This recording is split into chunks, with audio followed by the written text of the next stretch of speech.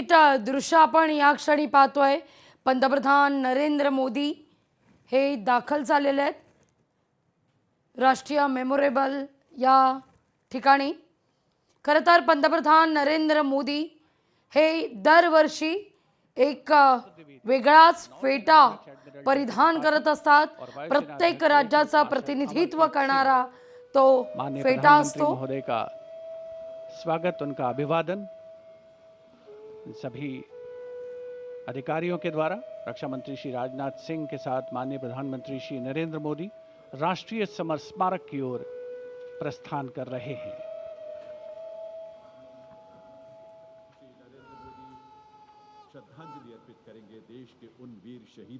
Prime Minister Narendra Modi having arrived here at the National War Memorial, now moving towards the Amar Chakra or the Circle of Immortality. Here is lit the eternal flame or the Amar Jawan Jyoti, which burns continuously under the central obelisk. Fire, pure and strong and vibrant, symbolizing the immortality of the spirit of the foreign soldier. The laying of the wreath by the Prime Minister, a solemn tribute to those who for our today gave up their tomorrow. The circular wreath, symbolic of eternity, the continuity of the cycle of life and the journey of the being, with no beginning and no end. Squadron leader Hemant Singh Kanyal, leading the 21-member inter-services guard positioned here, will give the commands first for Salami Shastra, followed by Shok Shastra.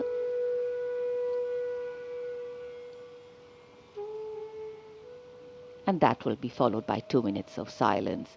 Silence, solemn, still, tranquil. While a billion hearts beat, some now lie still, as gratitude, homage and honor call the silence, simply saying it all.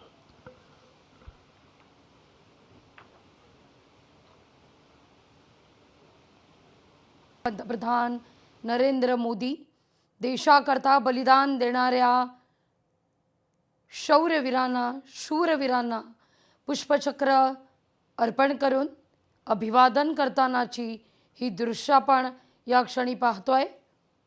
राष्ट्रीय war memorial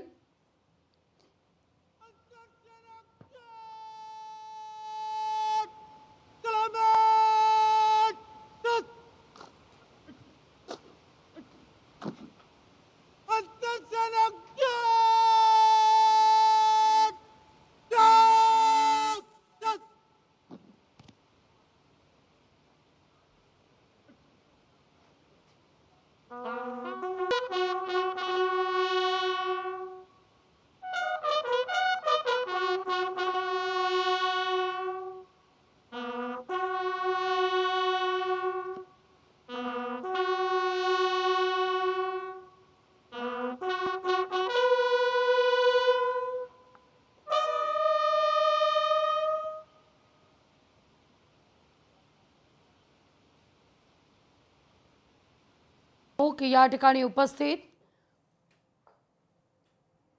अमर जवान ज्योती अर्थात राष्ट्रीय war memorial या ठिकाणी पुष्पचक्र अर्पण करून अभिवादन करण्यात आलेले आहे। आणि यानंतर खऱ्या अर्थानं कर्तव्यपथावर प्रजासत्ताक दिनाच्या मुख्य सोहळ्याला सुरुवात होणार आहे। नव्या भारताची आन बान शान या कर्तव्यपथावर पाहायला मिळेल। विविधतेत एकता, समानता, समरसता, सहिष्णुता, सामर्थ्य या सगळ्याचं दर्शन या कर्तव्यपथावर आता होईल। 17 राज्यांचे विविध चित्ररथ या सोहळ्यात सहभागी होतील। महाराष्ट्राकडून अर्थातच गणेशोत्सवाला राज्योत्सवाचा दर्जा दिल्यानंतर गणेशोत्सव याचं दर्शन घडवणारा चित्ररथ कर्तव्यपथात सहभागी होणार आहे परेडमध्ये। या ठिकाणी अमर जवान ज्योती, या ठिकाणी श्रद्धांजली अर्पित केली जाते। शूरवीरांना अभिवादन केलं जात आहे।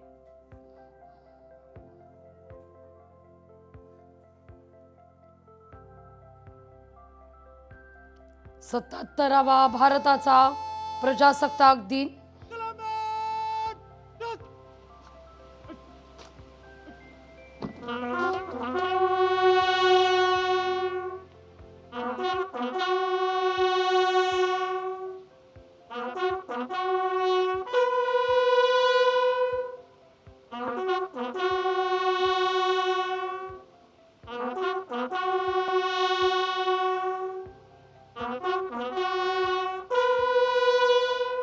ब्रिगेडियर हेमंत महाजन आपल्या सोबत जोडले गेले आहेत। नमस्कार सर, प्रजासत्ताक दिनाच्या तुम्हाला खूप शुभेच्छा।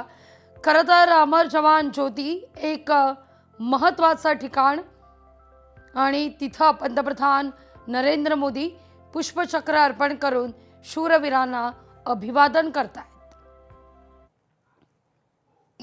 प्रथम आपल्या सगळ्या दर्शकांना प्रजासत्ताक दिनाच्या शुभेच्छा। आणि मी आपल्याला सांगू इच्छितो की आता हा कार्यक्रम जो आहे परेडचा सुरू झालेला आहे आणि नॅशनल वॉर मेमोरियल जे आहे तिथे पंतप्रधान पोहोचलेले आहेत। आपल्याला कल्पना पाहिजे की याच्या आधीच्या ज्या परेड सुरू व्हायच्या या सगळ्या सुरू व्हायच्या इंडिया गेट पासून, आणि इंडिया गेट पासून जे वॉर मेमोरियल होतं तिथून सुरू व्हायच्या। परंतु इंडिया गेटचं जे वॉर मेमोरियल आहे हे भारताचे जे सैनिक ज्यांनी पहिल्या आणि दुसऱ्या महायुद्धामध्ये त्यांना वीरगती मिळाली होती त्यांचं ते वॉर मेमोरियल होतं। आणि हे वॉर मेमोरियल त्या सैनिकांचं नव्हतं ज्यांनी 1947 नंतर भारताकरता आपल्या प्राणाचं बलिदान दिलं होतं।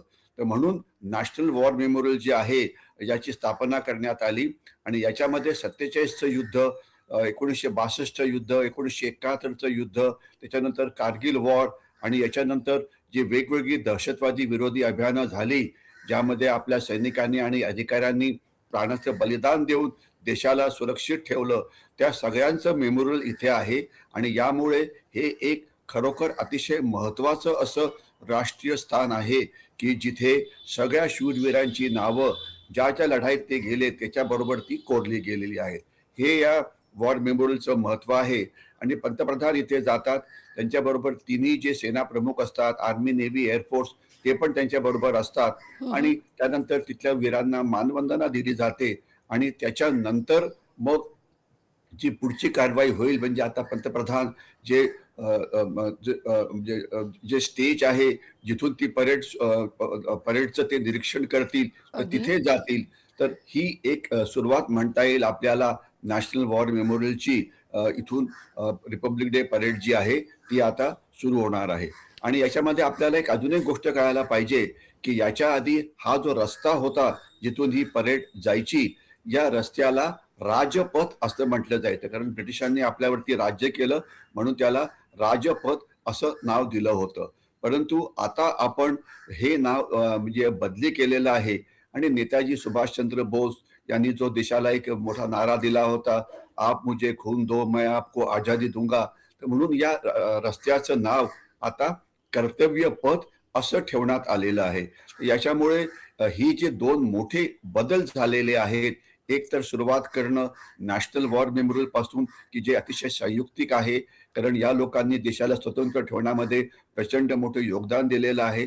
आणि दुसरं कर्तव्य पथ की इथे जिथून आपली परेड जाते ते आपल्या सगळ्यांचं कर्तव्य आहे। आणि नेताजी सुभाषचंद्र बोस यांची जी इंडियन नॅशनल आर्मी होती यांनी पहिल्या वेळा प्रयत्न केला होता देशाला स्वातंत्र्य करायचं, ज्यात त्यांना यश मिळालं नाही, म्हणून या रस्त्याचं नाव मात्र कर्तव्य पथ हे असं ठेवण्यात आलेलं आहे। आणि इथे आपण आता बघितलं की पंतप्रधानांनी तिथे जे रजिस्टर असतं तिथे आपली एंट्री केली आणि सांगितलं की मी या दिवशी येऊन इथे सगळ्यांना मानवंदना ही देतो आहे। हे थोडक्यात नॅशनल वॉर मेमोरियलचं वैशिष्ट्य आहे। आणि मला वाटतं प्रत्येक भारतीयांनी इथे जाऊन या नॅशनल वॉर मेमोरियलचं दर्शन घ्यायला पाहिजे, कारण एक असं आहे की तसं म्हटलं तर आज काश्मीरमध्ये असो की ईशान्य भारतामध्ये असो की भारत चीन सीमेवरती असो की भारत पाकिस्तान सीमेवरती असो, अनेक वॉर मेमोरियल्स आहेत. जे वॉर मेमोरियल नाही असं नाही, पण ती अगदी. लोकल आहेत. म्हणजे जसं जी खेमकरणची लढाई झाली होती पंजाबमध्ये, तर तिथे खेमकरणचं वॉर मेमोरियल आहे. किंवा 1962 ची लढाई वॉलॉंगमध्ये झाली होती चीनच्या विरुद्ध, तर तिथे म्हणजे तिथे वॉलॉंगच्या लढाईचं वॉर मेमोरियल आहे. आणि आपल्याला मला सांगायला म्हणजे अभिमान वाटतो की माझा सख्खा जो मावस भाऊ होता लेफ्टनंट विष्णू आठले, याला 1962च्या युद्धामध्ये वॉलॉंग येथे वीरगती ही प्राप्त झाली होती. तर म्हणजे अशी लोकल वॉर मेमोरियल्स नक्कीच आहेत वेगवेगळ्या ठिकाणी आणि त्यांना योग्य ते स्थान दिलं जातं. परंतु एक राष्ट्रीय स्तरावरती वॉर मेमोरियल असणं ही देशाकरता एक फार गरज होती. आपण जर बघितलं तर इव्हन पुण्यामध्ये सुद्धा सदर्न कमांडचं एक वॉर मेमोरियल आहे घोरपडीला. तिथे सुद्धा सदर्न कमांड म्हणजे जे खालची म्हणजे जे आपलं हेडक्वार्टर सदर्न कमांड जे आहे त्यांनी जी युद्ध लढलेली आहेत त्याची सगळी माहिती इथे दिलेली आहेत. आणि अनेक सैनिकांची नावं आहेत तिथे की ज्यांनी या युद्धामध्ये भाग घेतला होता आणि ज्यांना वीरगती मिळाली किंवा ज्यांना शूरता पुरस्कार मिळाले. परंतु राष्ट्रीय लेवलला सगळ्या राष्ट्राला एकत्र आणून ज्यांनी ज्यांनी देशाकरता प्राण दिले त्या सगळ्यांची नोंद आपल्याला या वॉर मेमोरियलमध्ये मिळते. आणि इथे 47-48च्या लढाईचा इतिहास आहे, 1962च्या लढाईचा इतिहास आहे, याच्याशिवाय 1965ची लढाईचा इतिहास आहे, 1971 ज्या वेळेला आपण पाकिस्तानचे 2 तुकडे केले त्याचा इतिहास पण इथे आहे, याच्याशिवाय कारगिलचं युद्ध आणि जी वेगवेगळी दहशतवादी विरोधी अभियानं झाली, मग ती जम्मू काश्मीरमध्ये असो की ईशान्य भारतामध्ये असो, त्याचा पण इतिहास आहे. आणि आत्ताच आपल्याला माहिती आहे की 2020 मध्ये गलवानमध्ये आपण चीनला एक धडा शिकवलेला होता. गलवान जे लडाखमध्ये आहे आणि जिथे आपल्या 20 वीर सैनिकांना म्हणजे याच्यामध्ये वीरगती मिळाली होती, इन्क्लुडिंग कर्नल बाबू, ज्यांना या लढाई करता महावीर चक्र मिळालं होतं. आणि जिथे चीनचं पहिल्या वेळा रक्त सांडलं सीमेवरती आणि चीनचे 70हून जास्त सैनिक हे या गलवानच्या लढाईत मारले गेले. त्यांची सुद्धा नावं आपल्याला या सगळ्या वॉर मेमोरियल मध्ये मिळतील. ही माहिती हे आपल्या सगळ्यांना प्रेक्षकांना हे माहिती पाहिजे. हे मला वाटतं या नॅशनल वॉर मेमोरियलचं एक अतिशय महत्व राष्ट्रीय जीवनामध्ये आहे ते. आणि आता आपण बघू शकता की आपल्या राष्ट्रपती ज्या आहेत त्या आता म्हणजे जो स्टेज आहे तिकडे त्यांचं कूच चाललेलं आहे आणि तिथून अर्थात ते मानवंदना घेतील ही सगळी जी परेड असतील त्यांची. आणि याच परेडच्या वेळेला आपल्याला जे काही आपण प्रमुख आंतरराष्ट्रीय पाहुणे बनवलेले आहेत ते सुद्धा स्टेजवरती राष्ट्रपतींच्या बरोबर असतील, पंतप्रधानांच्या बरोबर असतील, तर अगदी. त्यांच्याविषयी आपण बोलू शकतो. अगदी. युरोपियन महासंघाचे 2 प्रमुख पाहुणे या सोहळ्याकरता उपस्थित असणार आहेत. हेमंत सर, मी पुन्हा एकदा तुमच्याकडे येते, पण राज्यात अर्थात अनेक महत्त्वाच्या घडामोडी घडत असतात. संजय राऊत सुद्धा बोलतात, काहीच आपण ते देखील पाहणार आहोत. त्याचा निषेध केला पाहिजे मुख्यमंत्र्यांनी. हिरव्या रंगावरनं बरंच राजकारण होत आहे. गणेश नाईक असं म्हटले की हिरवा रंग हा प्रत्येक झेंड्याचा आहे, त्याचं भांडवल किती करायचं हे प्रत्येकानं ठरवावं, अशा पद्धतीचा प्रश्न करून भाजपलाच घरचा आहे दिलाय त्यांनी. बघा, हा विषय चालू आहे हिरव्याचा. हा भारतीय जनता पक्षाचा जुना धंदा आहे. हिरवा रंग कोणाच्या मालकीचा नाही. हिरवा रंग म्हणजे निसर्ग आहे. आणि हिंदुहृदय सम्राट बाळासाहेब ठाकरे यांची जर जुनी वक्तव्य पाहिलीत तर त्यांनीही सांगितलेलं आहे की हिरवा रंग म्हणजे कोणाच्या मालकीचा, कोणाच्या बापाचा नाही. हिरव्या रंगावर कोणाची मालकी नाही. हे बाळासाहेबांनी सुद्धा हिंदुहृदय सम्राटांनी सांगितलेलं आहे. त्याच्यामुळे भारतीय जनता पक्ष काय म्हणाली ती नगरसेविका मुलगी, हिरवा संपूर्ण मोगरा हिरवा करू. नाही, करून दाखवा ना. महाराष्ट्रात हरित क्रांती झालेलीच आहे. महाराष्ट्रामध्ये कृषी क्षेत्रातली हरित क्रांती झाल्यामुळे महाराष्ट्र हिरवाच आहे. त्याच्यामुळे तुमचा हिरवा रंग जो म्हणता राजकीय, त्याच्याशी आम्ही सहमत नाही. तुमच्या विचाराशी, तुमच्या भूमिकेशी आम्ही सहमत अजिबात नाही. आम्ही तुमचा राजकीय मैदानामध्ये पराभव करत राहू. हिरव्या रंगावरती फक्त मुस्लिमांचा अधिकार आहे का? तर अजिबात नाही. हिरवा रंग हा निसर्गाचा रंग आहे आणि त्याच्यावर सगळ्यांचाच अधिकार आहे. पण भगव्या रंगावर भाजप असेल, तुमची शिवसेना असेल, एकनाथ शिंदेची शिवसेना असेल, ही दावा करते का कोण? भगव्या रंगावर? बघा, भगवा रंग जो आहे, आम्ही जेव्हा म्हणतो आम्ही भगवा फडकवणार, संपूर्ण महाराष्ट्र भगवा करू, याचा अर्थ छत्रपती शिवाजी महाराजांचा विचार आम्ही महाराष्ट्रामध्ये पसरवू आणि छत्रपती शिवाजी महाराजांनी जी भगवी पताका महाराष्ट्रात फडकवली ती आम्ही कायम ठेवू. त्याच्यामध्ये काहीच दुसरी कोणती महाराष्ट्रात छत्रपती शिवाजी महाराजांचा जो भगवा रंग आहे त्याचासुद्धा धर्माशी संबंध जोडत नाही. तो स्वराज्याचं प्रतीक, हिंदवी स्वराज्याचं प्रतीक आहे भगवा झेंडा म्हणजे. आणि जसं आम्ही म्हणतो की दृश्य आपण या क्षणी पाहतोय, ब्रिगेडियर हेमंत महासन देखील आपल्या सोबत जोडले गेलेले आहेत. सर, आपण ही दृश्य पाहतोय, खरं तर बघितून या ठिकाणी राष्ट्रपती द्रौपदी मुर्मू आणि युरोपियन महासंघाचे 2 प्रमुख अतिथी म्हणजेच युरोपियन महासंघाचे अध्यक्ष अँटोनिया कोस्टा आणि उर्सुला वॉन डेर लेन हे या सोहळ्याकरता या ठिकाणी उपस्थित आहेत आणि आता कर्तव्य पथावर जाण्याकरता निघालेले आहेत. ही थेट दृश्य. हेमंत सर, असं आहे की मी या मुख्य पाहुण्यांविषयी बोलायच्या आधी महाराष्ट्राचं जे योगदान आहे राष्ट्रीय सुरक्षेच्या मध्ये त्याच्याविषयी बोलू इच्छितो. अगदी आपल्याला कल्पना असावी की आज महाराष्ट्रामध्ये जवळजवळ 3.5 ते 4 लाख रिटायर्ड जे एक्स सर्व्हिसमन आहेत किंवा फौजी आहेत ते आहेत आणि ते वेगवेगळ्या क्षेत्रामध्ये अनेक महत्वाचं योगदान देत आहेत. आणि या क्षणी जवळजवळ एक 25,000 ते 30,000 महाराष्ट्रातले जवान म्हणा, अधिकारी म्हणा, आज सैन्यामध्ये वेगवेगळ्या ठिकाणी वेगवेगळ्या सीमांवरती काम करत आहेत. आणि आपण जर योगदान म्हटलं शूरता पुरस्कार मध्ये तर 600हून जास्त शूरता पुरस्कार महाराष्ट्रातल्या जवानांना आणि अधिकाऱ्यांना वेगवेगळ्या ठिकाणी मिळालेली आहेत. आणि 2025ची आपण जर आकडेवारी बघितली तर जवळजवळ महाराष्ट्राच्या जवळ मला वाटतं 11 किंवा 12 जवानांनी आपलं रक्त सांडलेलं आहे भारत पाकिस्तान सीमेवरती. या सगळ्यांना आपण वंदन करायलाच पाहिजे. आणि अनेक जी शूरता पुरस्कार मिळालेली आहेत महाराष्ट्रामधल्या, आपण जर बघितलं तर महाराष्ट्रामध्ये मराठा लाईट इन्फंट्री बेळगावमध्ये आहे, त्याच्यानंतर आर्टिलरी म्हणजे तोफखाना हा देवळालीला आहे, याच्याशिवाय जे आमटकोर म्हणजे रणगाडे किंवा टँक्स हे अहमदनगरला आहे. तर महाराष्ट्र आणि भारतीय सैन्य आणि देशाची सुरक्षा याचा फार मोठा संबंध आहे. आणि आपण जो प्रश्न विचारला होता की हे जे मुख्य पाहुणे आलेले आहेत त्यांचं महत्व काय, आपण नेहमीच रिपब्लिक डे परेडला कुठल्या तरी देशाच्या मुख्य पाहुण्यांना बोलवतो आणि या वेळेला आपण युरोपियन युनियनचे जे ऍडमिनिस्ट्रेटिव्ह हेड्स आहेत, उर्सुला वगैरे ज्यांची नावं आपण घेतली होती त्यांना आपण बोलवलेलं आहे. तर याचं महत्व काय, खरं म्हटलं तर युरोपियन युनियन म्हणजे युरोप हे अत्यंत प्रगत असा उपखंड म्हणजे असा एक महाखंड आहे किंवा एक कॉन्टिनेंट आहे. आणि ते सगळं आता एक मार्केट बनलेलं आहे. ते सगळे एक करन्सी वापरतात, एका प्रकारे त्यांचे सगळे नियम असतात. आणि अशा एका प्रचंड अर्थव्यवस्था की जगातली जी म्हणता येईल की नंबर 2 ची ती अर्थव्यवस्था आहे अर्थात अमेरिकेनंतर. तर अशा युरोपियन युनियनच्या पाहुण्यांना आपण आज आपल्याकडे बोलवलेलं आहे.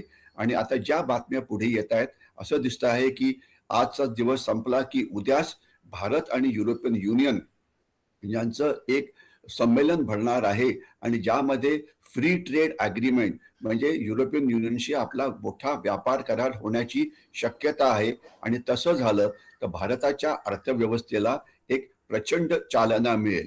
तर तो एक भाग झाला की आर्थिकदृष्ट्या आपल्याला अर्थात हे खूपच चांगलं असेल. परंतु जो दुसरा महत्वाचा भाग जो आहे तो असा आहे की पहिल्या वेळा युरोपियन युनियननी भारताशी संरक्षण करार केलेले आहेत. हिंदीत आहे का, संरक्षण करार केलेले आहेत. तसं म्हटलं तर युरोपियन युनियनकडे लढण्याचा वारसा खूप जास्त आहे. त्यांनी पहिल्या महायुद्धात भाग घेतला होता, दुसऱ्या महायुद्धात भाग घेतला होता. मग फ्रान्स असो की जर्मनी असो की इंग्लंड सारखे राष्ट्र असो की इटाली असो, तर इथे खूप म्हणजे युद्ध लढली गेलेली आहेत.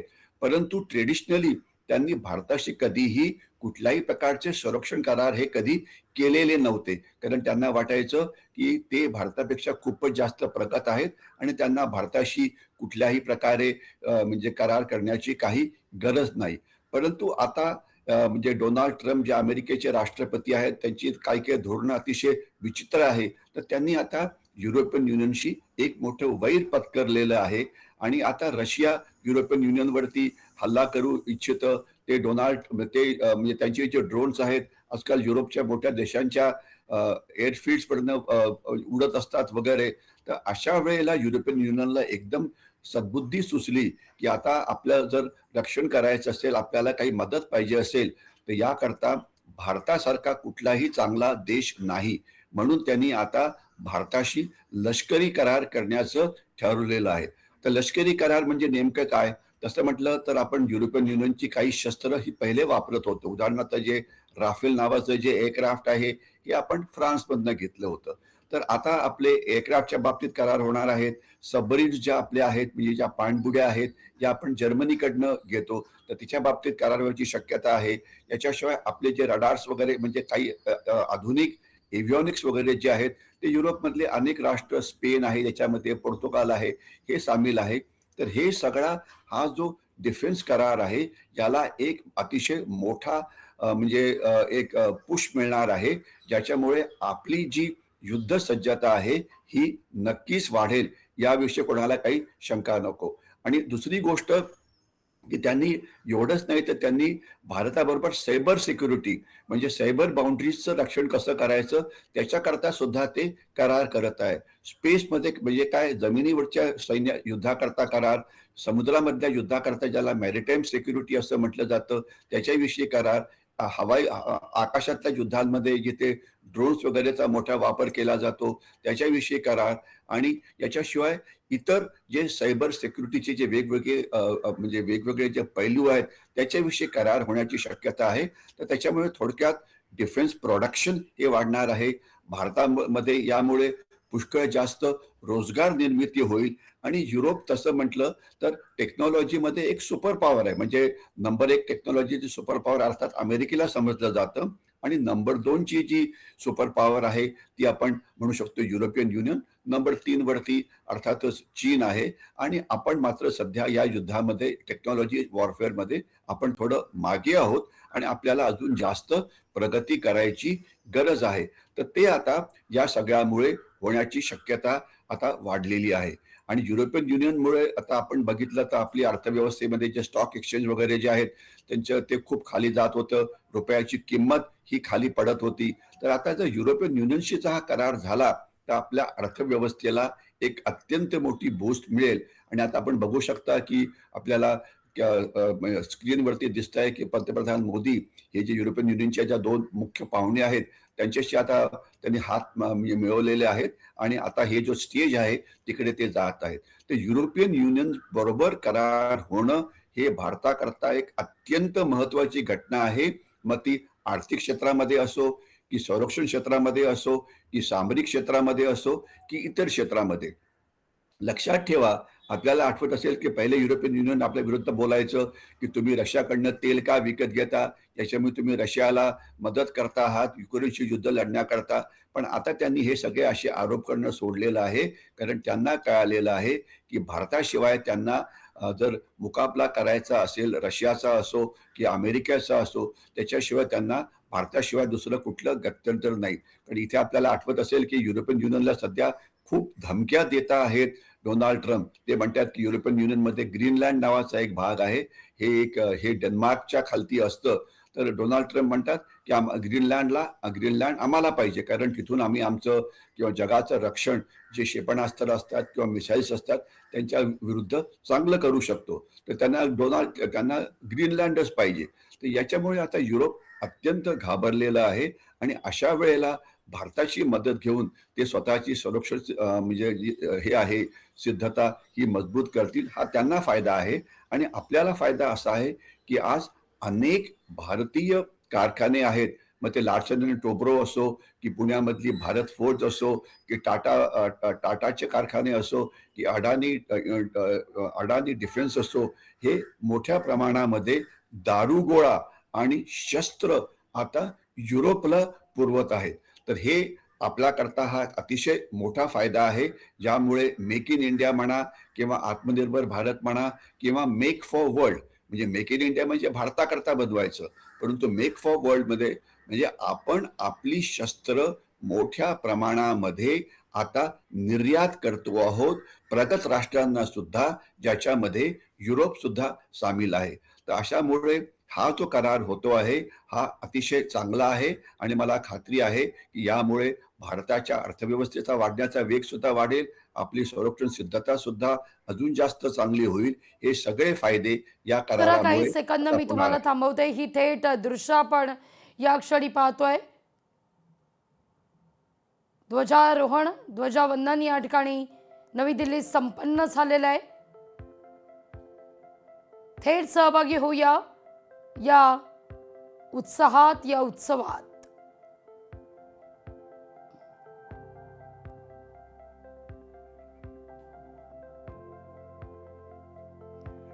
कर्तव्य पथावर भारताच्या विविधतेचं, संस्कृतीचं दर्शन, समानतेचं, सामर्थ्याचं, सहिष्णुतेचं दर्शन या ठिकाणी घडणार आहे. विविध राज्यांचे चित्ररथ या परेडमध्ये सहभागी होतील. तर ऑपरेशन सिंदूर नंतर होत असलेला हा पहिलाच प्रजासत्ताक दिन सोहळा, त्यामुळे ऑपरेशन सिंदूरची झलक देखील या ठिकाणी पाहावयास As the मिळेल. President's bodyguard moves away in the direction of India Gate, the 21 gun salute still booming at Kartavya Path. And now the investiture ceremony.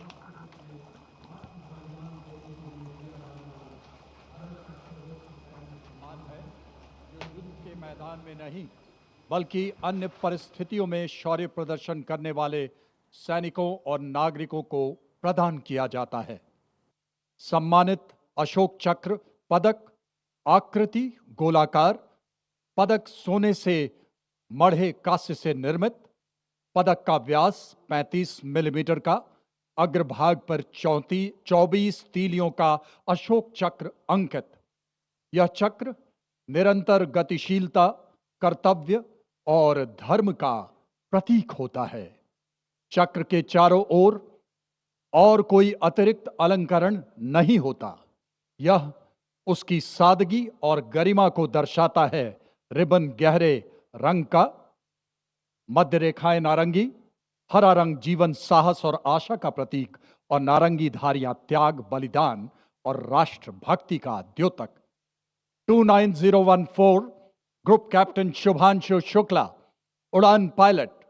29014 group captain Shubhanshu Shukla ने भारतीय वायुसेना की उड़ान शाखा में फाइटर पायलट के रूप में 17 जून 2006 को कमीशन प्राप्त किया और वर्तमान में वायुसेना मुख्यालय वायु भवन में पदस्थापित और 1 फरवरी 2020 से अंतरिक्ष संस्थान इसरो में प्रतिनियुक्त हैं।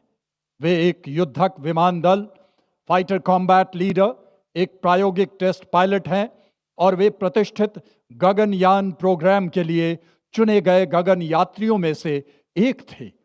25 जून 2025 को एक्सियम 4 मिशन के तहत ग्रुप कैप्टन शुक्ला ने निडरता और आत्मविश्वास के साथ अंतर्राष्ट्रीय अंतरिक्ष स्टेशन ISS के लिए 20 दिनों की यात्रा के लिए आगे बढ़े, जो भारत के मानव अंतरिक्ष उड़ान कार्यक्रम के लिए एक मील का पत्थर साबित हुआ।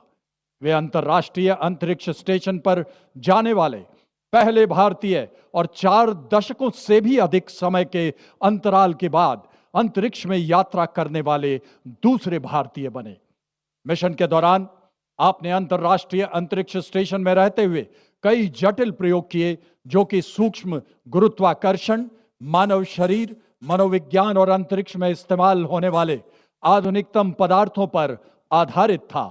अंतरिक्ष यात्रा से जुड़ी अत्यधिक चुनौतियों और खतरों के बावजूद आपने अदम्य साहस का प्रदर्शन किया और पूरे मिशन के दौरान संयम बनाए रखा। आपने अंतरिक्ष के जोखिम से भरे प्रतिकूल वातावरण में अत्यधिक शारीरिक तनाव, विकिरण दुष्प्रभाव, मांसपेशियों की क्षति सहित अन्य स्वास्थ्य संबंधी गंभीर खतरे, बदली शारीरिक अवस्थाएं और मनोवैज्ञानिक तनाव का सामना करते हुए असाधारण साहस, असीम धैर्य और प्रशंसनीय मानसिक दृढ़ता का प्रदर्शन किया। ग्रुप कैप्टन शुभांशु शुक्ला को अदम्य साहस, उत्कृष्ट शौर्य के लिए अशोक चक्र से सम्मानित किया जाता है। Group captain Shubhanshu Shukla.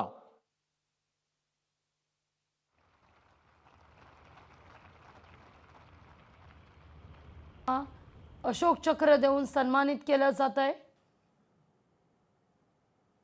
शुभांशु शुक्ला यांचे कुटुंबीय, यांचा ऊर अभिमानानं भरून आलेला आहे। ही दृश्य आपण या क्षणी पाहतोय।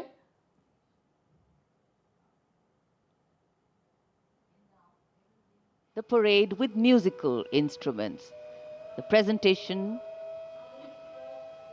of the ceremonial proceedings, setting a harmonious and befitting spirit of the Republic. Conducted by Sri Lokesh Anand, the presentation brings together accomplished classical musicians and traditional folk artists from across India, from Mizoram and Maharashtra, from Uttarakhand, Tamil Nadu and Andhra Pradesh. Each instrument, firmly grounded in its regional ethos, becomes an individual voice in the collective national narrative. A beautiful blend of notes will now make their melodious move here on Kartavya Path. The theme, Vividhata Mein Ekta, unity in diversity. Many traditions, one nation, many sounds, one rhythm, many identities. One... ही दृश्य आपण पाहतोय कर्तव्य पथावर आता विविध राज्यांच्या चित्ररथाला, सांस्कृतिक दर्शनाला सुरुवात झालेली आहे।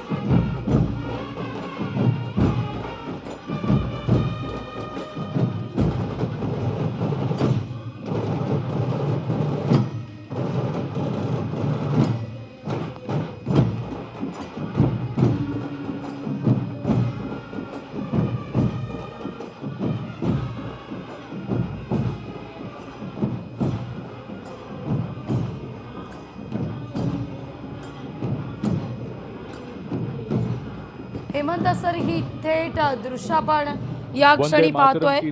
मिझोरमच्या गोंग्स ऑफ पारंपरिक ढोल याचं वादन या ठिकाणी झाल्यानंतर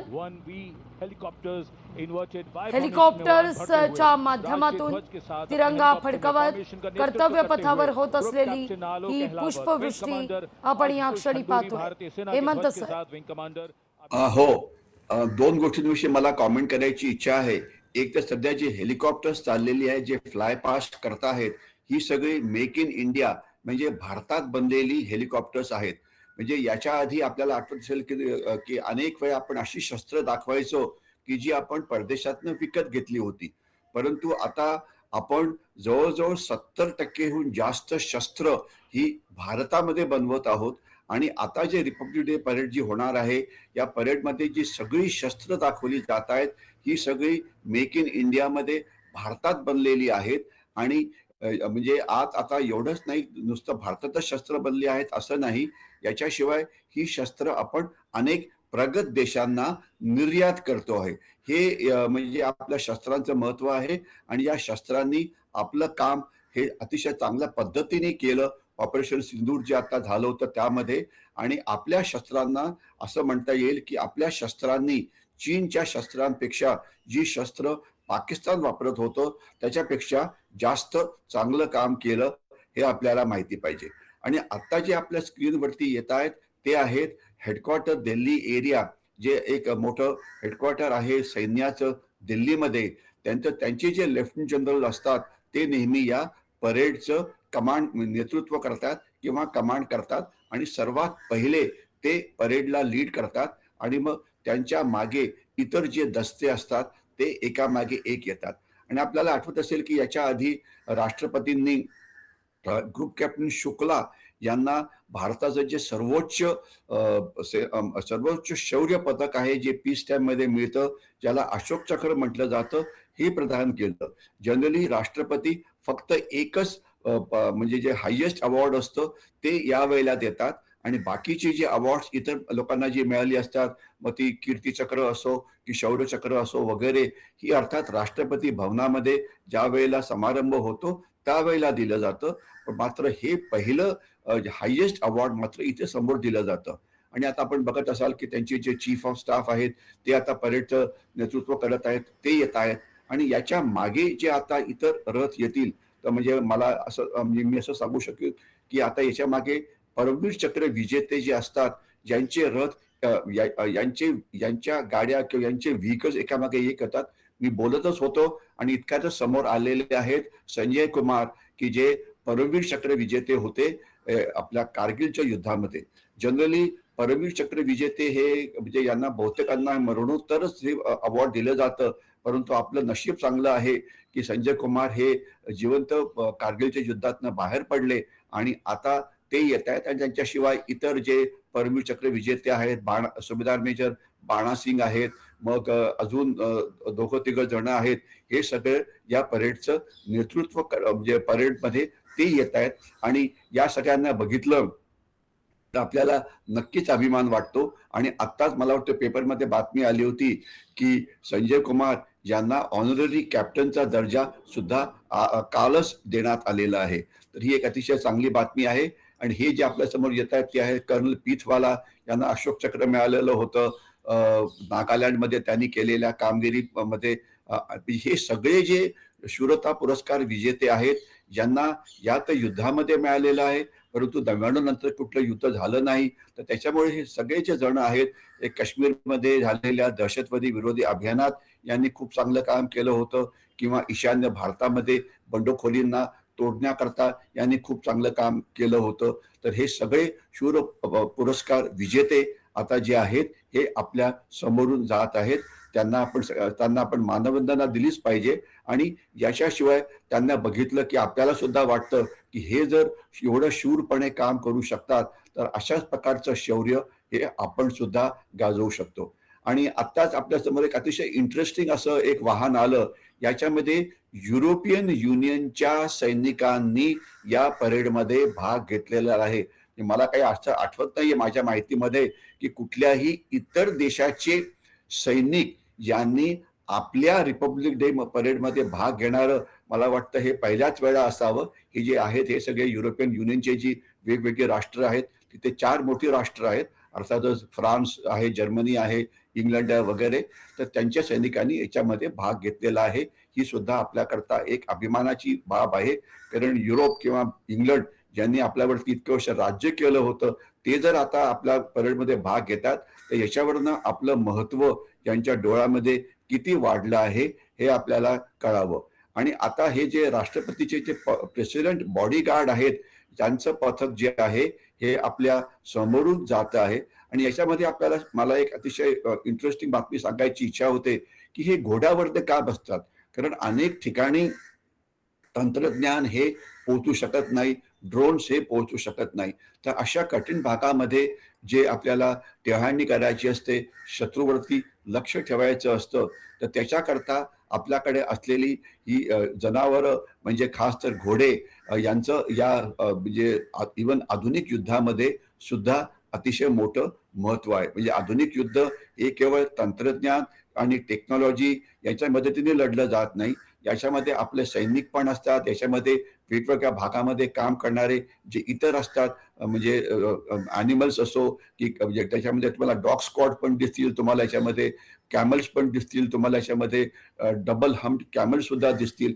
म्हणजे वेगवेगळ्या ठिकाणी युद्ध लढण्याकरता आपल्याला वेगवेगळ्या प्रकारच्या म्हणजे त्या भागात असलेल्यांची मदत घ्यावी लागते. तर हे सगळं आपल्याला इथे दिसत आहे आणि आता याच्यानंतर हळूहळू आपल्या समोर जी येतील ही सगळी वेगवेगळी जी शस्त्र आहेत, ही शस्त्र आता आपल्या समोरनं जातील आणि या शस्त्रांविषयी आपण अर्थातच नंतर वेळोवेळी बोलतच राहू. आता आपल्या समोर जे येत आहेत ही वेगवेगळ्या प्रकारची रडार्स आहेत आणि हे रॉकेट लॉन्चर सुद्धा आपल्याला समोर दिसत आहे. प्लस ड्रोन्स म्हणजे अनमॅन्ड एअरक्राफ्ट हे सुद्धा आपल्याला समोर दिसत आहेत आणि ही ड्रोन्सनी ऑपरेशन सिंदूरमध्ये खूप चांगलं काम केलं होतं. पाकिस्तानची जे ड्रोन्स भारताविरुद्ध वापरण्यात आले त्यांना आपल्या एअर डिफेन्सनी तोडून खाली पाडलं. जवळजवळ 900हून जास्त ड्रोन्सला पाडण्यामध्ये आपल्याला यश मिळालं. परंतु जे भारतीय बनावटीचे ड्रोन्स होते आणि ही ड्रोन्स बनवण्यामध्ये भारताच्या इंडस्ट्रीनी अतिशय चांगलं काम केलं होतं, तर ते आता आपल्या समोरून गेले आणि याच्याशिवाय जे आपली हेलिकॉप्टर्स आहेत ती सुद्धा आता आपल्याला आपल्या समोरून जाताना दिसत आहेत. आणि आता जे आपल्याकडे येत आहेत तो समोर येतोय म्हणजे आपले आर्मर्ड कोर म्हणजे रणगाडे. आणि हे जे रणगाडे आपल्या समोर येत आहेत याच्यामध्ये म्हणजे 3 मोठे रणगाडे आपण भारतीय सैन्यामध्ये वापरतो. एक आहे भीष्म, दुसरा आहे अर्जुन. तर आता मला वाटतं हे जे जातं आहे हा भीष्म हा रणगाडा आहे जो आपल्याला दिसतो आहे आणि त्याचे वेगवेगळे मॉडेल्स असतात. म्हणजे प्रत्येक रणगाड्याला वेगवेगळ्या प्रकारचं काम दिलं असतं. कोणी लढण्याकरता असतं, आपण बघू शकता रणगाडे दिसत आहेत आपल्याला. आणि काही म्हणजे टेहाळणी करण्याकरता असतात, काही ज्या माइन्स वगैरे असतात त्या तोडण्याकरता असतात. तर हे सगळे रणगाडे आता आपल्या समोरनं जात आहेत आणि आपल्याला कल्पना पाहिजे की आपला जो अर्जुन नावाचा जो रणगाडा आहे हा पूर्णपणे भारतात बनलेला आहे आणि याच्या पुढची जी मॉडेल्स आहेत तर ती सुद्धा भारतातच बनवली जात आहेत. हे आपल्याला यामध्ये लक्षात यायला पाहिजे. आणि आपल्याला याच्यामध्ये आपण जर बघाल लोकशाही मराठी ऐका, पहा, जागरूक रहा.